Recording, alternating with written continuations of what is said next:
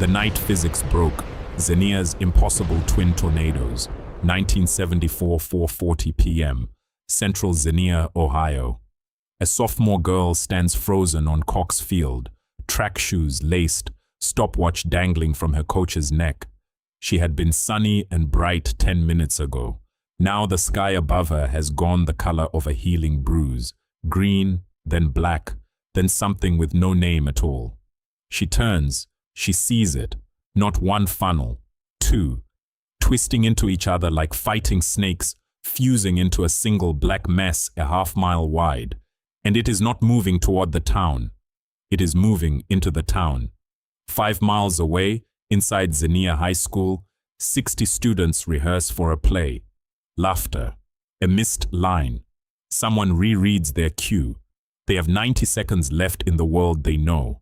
But to understand how a quiet Ohio town became the deadliest single tornado strike in American history up to that point, to understand how the sky itself seemed to break the laws of physics that afternoon, we have to go back, not minutes, 24 hours. Part 1. The atmosphere loads its weapon. April 2nd, 1974. Somewhere over the Rocky Mountains, a low-pressure system is born, quiet, invisible, indifferent. It slides east, dragging a cold front behind it like a blade. At the same time, warm, saturated air is being pulled north out of the Gulf of Mexico, thick with moisture, thick with fuel. Two armies of air are converging on the American heartland, and neither one is going to yield. By the morning of April 3rd, meteorologists watching the upper atmosphere see something that makes their stomachs turn. Wind shear, the twisting layered winds that turn ordinary thunderstorms into rotating engines of destruction, is stacking up far beyond normal. Instability is climbing. The jet stream is howling directly overhead, feeding energy into a system that is now, mathematically, primed for catastrophe. This will become known as the 1974 Super Outbreak. Before the sun rises again, 148 tornadoes will touch down across 13 states in a single day, a number so extreme it will not be matched for nearly 4 decades. 30 of them will be rated violent, 7 will reach the top of the scale. But on this particular afternoon, in this particular town, none of that matters yet. In Xenia, Ohio, population barely 27,000, April 3rd starts like any other spring Wednesday. Storefronts open on Detroit Street. The A&W Root Beer stand on Dayton Avenue serves its first customers of the day.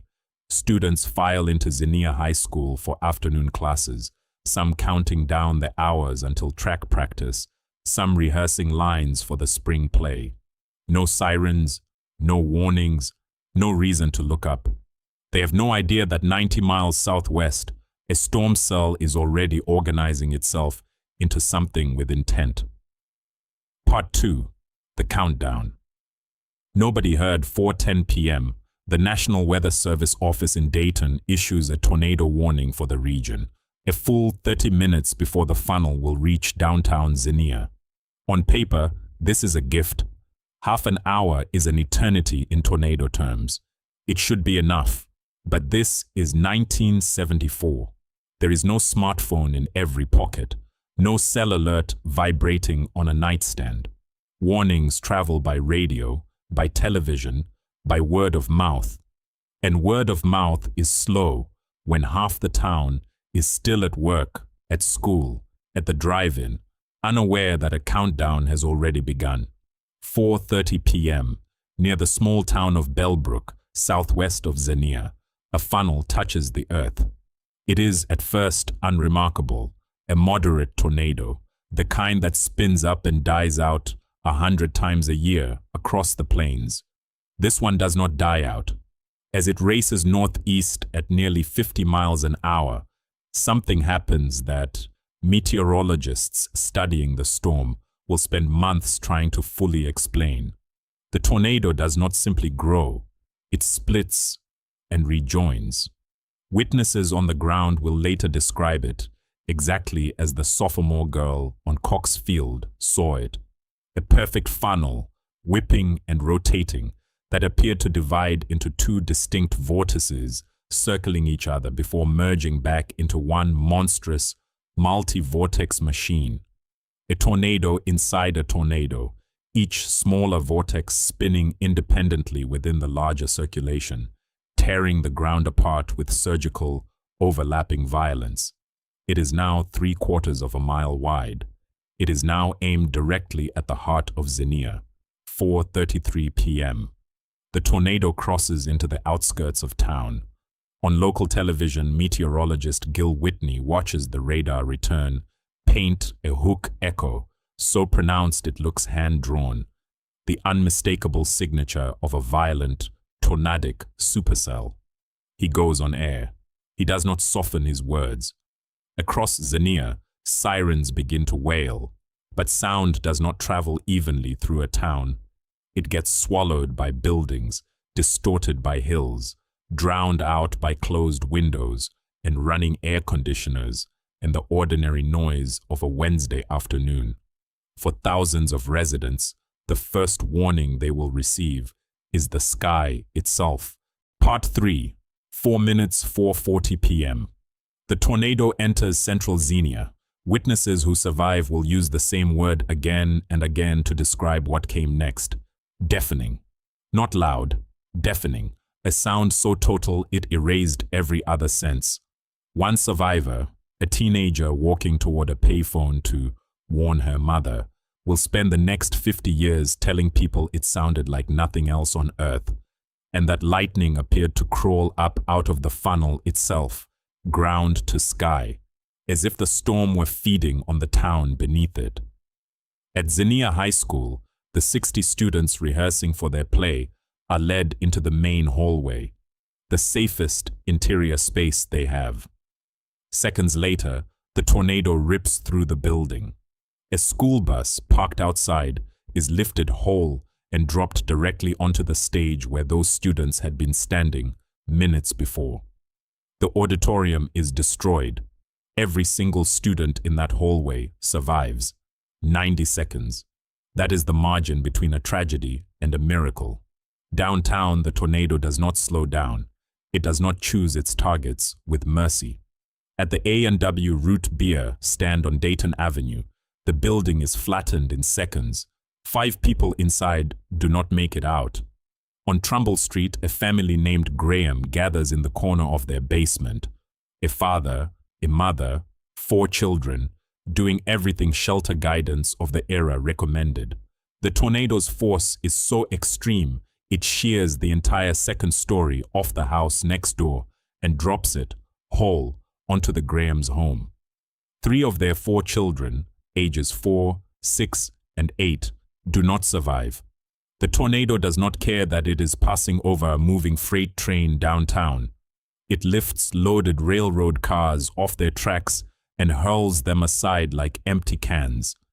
It does not care that Cherry Grove Cemetery lies in its path. It rips headstones from ground that has held them for a century. Winds inside the vortex are later estimated near 300 miles per hour, fast enough to strip pavement from a roadway, fast enough to drive a 2x4 through a brick wall like a nail through paper, fast enough that the difference between shelter and no shelter becomes the only variable that matters between life and death. 4:45 p.m. In roughly 4 minutes, less time than it takes to walk to a mailbox and back, the tornado has cut a scar nearly a mile wide directly through the middle of Xenia, Ohio, and kept going, crossing into the town of Wilberforce, tearing through the campus of Wilberforce University before finally, mercifully, lifting back into the clouds that spawned it. Part 4. What was left when the wind stopped? Half of Xenia was simply gone. More than 1,300 homes destroyed. Over 3,400 buildings damaged. 9 schools, 9 churches. Nearly every business on Detroit Street reduced to splinters and brick dust. 32 people were killed in Xenia that afternoon. Across the wider outbreak, the death toll would climb past 300 before the storms finally relented the following morning, one of the deadliest days in American severe weather history. Survivors would later say the most haunting part wasn't the roar of the wind, it was the silence that came after, the moment the sound simply vanished, and they stepped out into a town they no longer recognized, streets they had walked their entire lives, now unreadable, landmarks erased down to the foundation. 6 days later, President Richard Nixon walked those same streets. He had seen hurricanes, he had seen floods. He would later say that in terms of total devastation, Xenia was the worst he had ever witnessed with his own eyes. But Xenia rebuilt. Brick by brick, block by block, the town clawed its way back from a wound that scientists would spend the next decade trying to fully understand. A tornado so violent, so structurally strange in its twin vortex formation, that it forced meteorologists to rewrite what they thought they knew about how these storms are born, how they move, and how little warning a town can truly count on when the atmosphere decides, without mercy or explanation, to break its own rules itself.